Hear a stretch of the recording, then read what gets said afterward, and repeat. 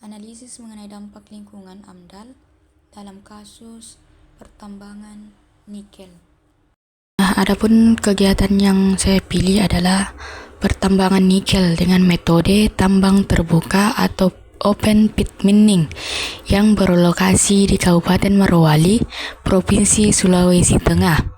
Pertambangan nikel merupakan salah satu sektor yang memiliki peran penting dalam pembangunan ekonomi Indonesia. Nikel digunakan sebagai bahan baku industri baja, tahan karat, dan baterai kendaraan listrik yang saat ini mengalami peningkatan peminat di pasar global. Nah, adapun dampak lingkungannya yang dimana berdasarkan hasil identifikasi dan analisis dampak, terdapat beberapa dampak lingkungan yang berpotensi terjadi akibat kegiatan pertambangan nikel. Yang pertama itu pada aspek fisik lingkungan, di mana kegiatan pertambangan dapat menyebabkan penurunan kualitas air akibat sedimentasi dan limpasan air tambang yang membawa partikel tanah ke sungai.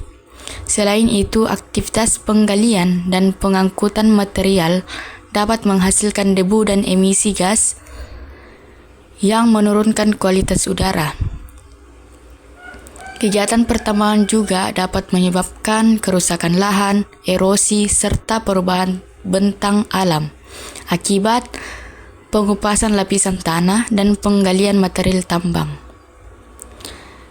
Yang kedua yaitu pada aspek biologis, di mana pembukaan lahan dapat menyebabkan berkurangnya vegetasi alami serta hilangnya habitat flora dan fauna, di mana kondisi ini dapat menurunkan keanekaragaman hayati dan mengganggu keseimbangan ekosistem di sekitar area tambang. Kemudian selanjutnya yang ketiga, pada aspek sosial ekonomi, di mana dari sisi positif kegiatan pertambangan dapat membuka lapangan pekerjaan baru, meningkatkan pendapatan masyarakat, dan mendorong pertumbuhan ekonomi daerah.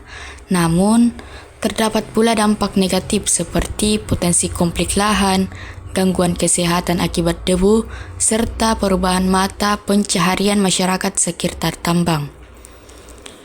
Berdasarkan hasil analisis, dampak yang paling penting adalah penurunan kualitas air, kerusakan lahan, dan hilangnya habitat flora serta fauna, karena dampaknya dapat berlangsung dalam jangka panjang dan memengaruhi keberlanjutan lingkungan.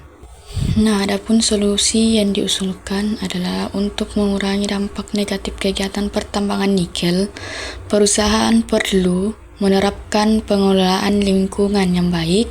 Upaya yang dapat dilakukan antara lain membangun kolam sedimentasi untuk menjaga kualitas air, melakukan penyiraman jalan tambang guna mengurangi debu, serta melakukan reklamasi dan revegetasi pada bahan bekas tambang untuk memulihkan kondisi lingkungan. Selain itu, perusahaan perlu mengutamakan tenaga kerja lokal, melaksanakan program pemberdayaan masyarakat, dan melakukan pemantauan lingkungan secara berkala. Dengan langkah-langkah tersebut, dampak negatif dapat diminimalkan, sementara manfaat ekonomi dan sosial bagi masyarakat dapat terus ditingkatkan. Dalam perspektif Islam, menjaga lingkungan merupakan bagian dari tanggung jawab manusia sebagai khalifah di muka bumi. Allah Subhanahu wa Ta'ala berfirman dalam surat Al-A'raf ayat 56 yang berbunyi, "Dan janganlah kamu membuat kerusakan di muka bumi setelah Allah memperbaikinya." Di mana ayat ini menjelaskan bahwa manusia dilarang melakukan tindakan yang menyebabkan kerusakan lingkungan.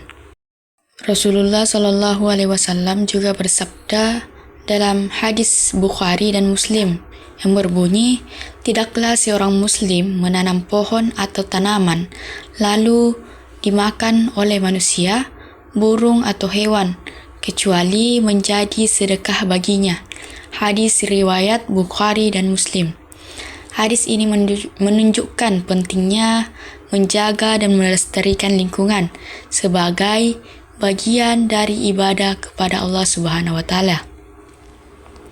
Oleh karena itu, kegiatan pertambangan harus dilakukan dengan memperhatikan prinsip keberlanjutan, menjaga keseimbangan alam, dan menghindari kerusakan lingkungan agar manfaat ekonomi yang diperoleh tidak mengorbankan kelestarian lingkungan hidup. Dapat kita simpulkan bahwa kegiatan pertambangan nikel memberikan manfaat ekonomi yang besar, namun juga memiliki potensi dampak lingkungan yang signifikan melalui penerapan AMDAL, rencana pengelolaan lingkungan, dan rencana pemantauan lingkungan yang baik. Dampak negatif dapat diminimalkan dan dampak positif dapat ditingkatkan sehingga tercipta pembangunan yang berkelanjutan dan sesuai dengan prinsip-prinsip Islam.